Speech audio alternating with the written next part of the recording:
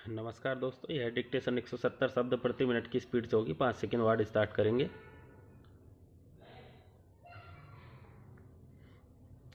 महोदय, हमारे महान नेताओं ने हमारा मार्गदर्शन किया।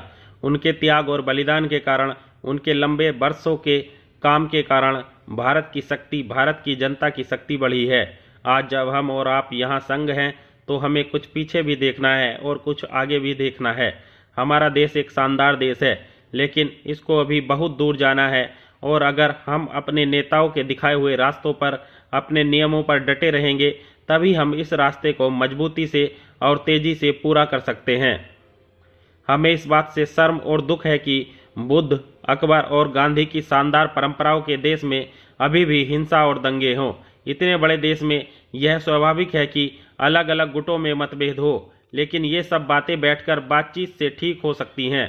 हर एक नागरिक का कर्तव्य है कि वह इसमें सहायता दे, हिंसा को फैलने न दे, दंगे न होने दे। आखिर इसका क्या कारण है कि थोड़े से लोग गड़बड़ फैला सकें जबकि अधिकतर जनता शांतिप्रिय है।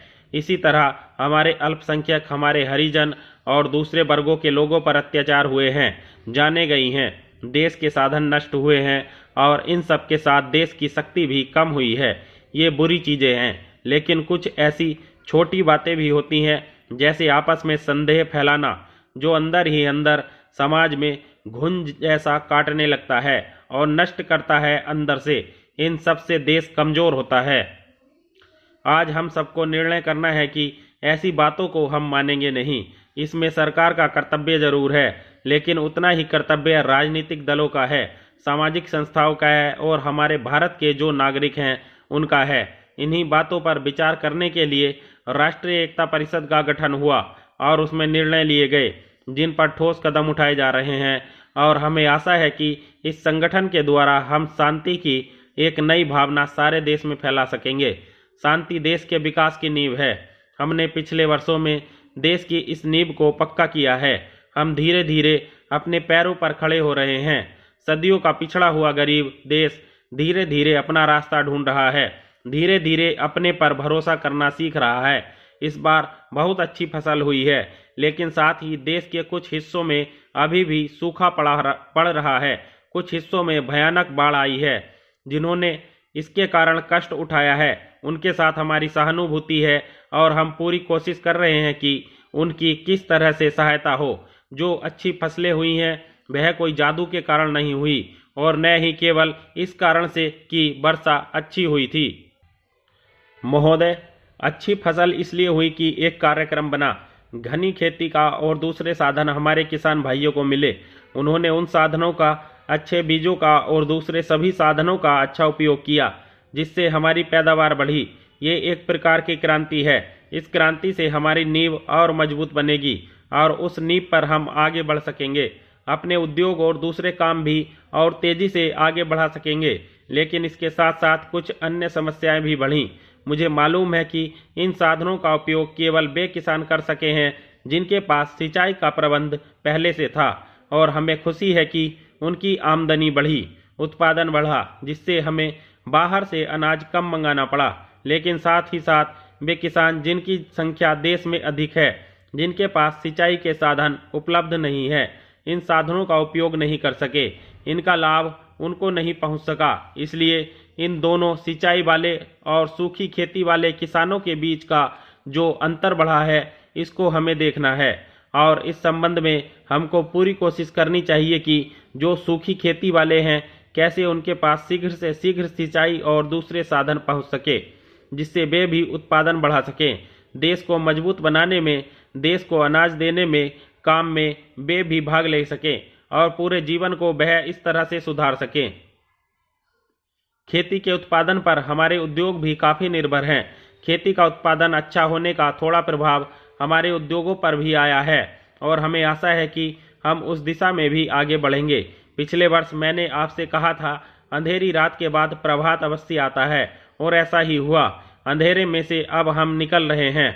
हमारी सब समस्याएं ठीक नहीं हुई, लेकिन हमें उजाला दिख रहा है, और अगर हम उसकी तरफ मजबूती से बढ़ते रहे तो एक नया जीवन अपनी जनता के लिए जल्द बना सकेंगे। जैसे जैसे हम बढ़ते हैं, वैसे वैसे नई मांगें भी खड़ी होती हैं। आजकल बहुत से गुट और संगठन हैं जिन्होंने अपनी मांगें प्रकट की हैं और उनमें से बहुत सी मांगें ठीक भी हैं, उनको पूरा करना चाहिए। लेकिन हमें यह भी सोचना है, चाहे मजदूर हो, अध्यापक हो या दफ्तर में काम करने वाले हों, कि उनके साथ कुछ संगठन हैं, वे अपनी आवाज़ जोरों से हम तक पहुंचा सकते हैं। लेकिन हमारी लाखों करोड़ों की जनता ऐसी भी है जो इनसे भी ज़्यादा गरीब है, जो न पढ़ी लिखी है और न उनसे कोई विशेष काम सीखा है। उनकी आवाज़ कौन उठाएगा? जब हम कोई भी आवाज़ सुने तो हमको इस दूसरे लोगों की तरफ भी ध्यान देना है, चाहे संगठित रूप से न पहुंच सके, फिर भी उनकी मांगों की तरफ भी हमारा ध्यान उतना ही जाए। महोदय, एकता बनाए रखना हमारा दायित्व है और यह सड़कों और गली मोहल्लों से मारपीट से नहीं बनी रह सकती। यह केवल सरकार, सरकारी अधिकारियों और राजनीतिक पार्टियों का ही नहीं, बल्कि सर्वसाधारण का भी दायित्व है कि आपसी मतभेद व विवाद सड़कों पर न तय किए जाएं, बल्कि उन संस्थाओं में ही ले जाएं जो इस काम के लिए बनाई गई हैं, वहां इन पर विचार और बहस हो। हमें यह निर्णय करना है कि हमारा विश्वास संसद और संसदीय प्रणाली में है अथवा हुल्लड़बाजी और लड़ाई झगड़े में। ठीक 1 वर्ष पहले चुनाव के परिणाम आने शुरू हुए थे और सारा संसार भारत के स्थायित्व के बारे में अटकलें लगाने लगा था। यदि आज देश में स्थायित्व है तो इसका श्रेय भिन्न भिन्न विचारों वाले विपक्षी दलों के विचित्र गठजोड़ को नहीं, बल्कि इसको है कि केंद्र सशक्त और स्थिर है तथा उसमें राज्यों की अस्थिरता को संभालने की क्षमता है। मुझे आशा थी कि सत्तारूढ़ होने और जिम्मेदारी निभाने का अवसर मिलने पर विपक्षी पार्टियां और अधिक जिम्मेदार बनेंगी, पर हमारी आशाएं पूरी नहीं हुई। मैं उन लोगों में से हूं जिन्होंने राज्यों में उन विभिन्न सरकारों के गठन का स्वागत किया था और यह सच्ची आशा की थी कि हमारे लोकतंत्र ने छोटी छोटी पार्टियों को भी सत्तारूढ़ होने का जो अवसर दिया है उसका बेहतर उपयोग होगा। कुछ पार्टियां तो अपनी सब असफलताओं का दोष केंद्र के मत्थे मढ़ती है, पर इस संबंध में मैं यह कहना चाहूंगी कि देश का कोई भी व्यक्ति ऐसी किसी भी बात पर विश्वास नहीं करेगा। अब हमें उस समय की भी क्षतिपूर्ति करनी चाहिए जो व्यर्थ गया है और 2 वर्ष के सूखे और 2 युद्धों के कारण हमारे देश के विकास की गति में जो बाधा आई थी उसे समाप्त करना चाहिए। इस वर्ष प्रकृति हमारे ऊपर दयावान रही है, लेकिन इसके साथ ही हमें यह नहीं भूलना चाहिए, हमें इस बात की उपेक्षा नहीं करनी चाहिए कि इस वर्ष जो अच्छी खेती हुई है उसके लिए असंख्य किसानों, वैज्ञानिकों और अफसरों ने मिलकर कितना बड़ा प्रयास किया है। हम यह चाहते हैं कि इस अच्छी फसल के बाद भी अनेक ऐसी ही फसलें हों। विज्ञान में एक कहावत है कि चमत्कार तब होते हैं जब वैज्ञानिक इसके लिए कठोर परिश्रम करते हैं। यदि सदन मुझे अनुमति दे तो मैं वह किस्सा सुनाना चाहूँगी जो मैंने कुछ वर्ष पहले अमेरिका के एक गांव में सुना था। यह किस्सा एक नीग्रो के बारे में है जो अत्यधिक गरीब था और गांव के दान पर पलता था। गांव में जमीन का एक बहुत छोटा टुकड़ा था जिसे बेकार समझा जाता था। एक दिन गांव के लोगों ने कहा, यह जमीन उसे क्यों न दे दें, अगर वह इस जमीन में कुछ पैदा भी न कर सकेगा तो भी कुछ काम तो उसके पास होगा। इस गरीब आदमी ने दिन रात परिश्रम किया और इस जमीन से खरपतवार, पत्थर, कूड़ा निकाल फेंका। विराम।